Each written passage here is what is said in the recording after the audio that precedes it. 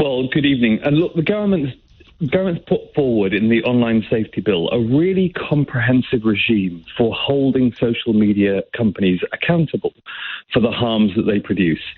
And in essence, what the bill says is, if you produce harms, you've got to take measures to reduce them, whether that's proliferation of hate, it's bullying, it's the kind of misinformation that Russia's been deploying against the Ukraine, or it's the kind of misinformation that led to people being uncertain and not taking the vaccine and putting themselves at harm and prolonging the pandemic.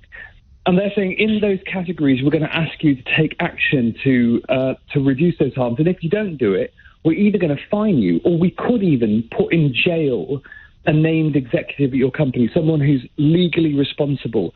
And really, it builds on a series of other bits of law that we have in place. It builds on the idea of a duty of care that companies have. It builds on negligence law, and it introduces a criminal element as well. I think broadly, it's a very positive step. No one else is doing this around the world.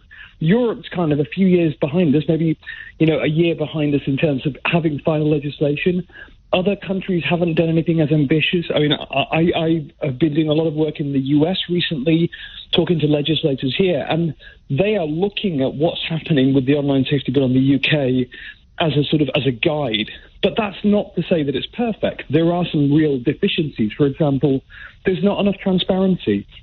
Right now, you don't have enough transparency of how, it's not forced transparency of how the platforms work. And there is a big question about Ofcom as well. So the new regulator for social media will be Ofcom.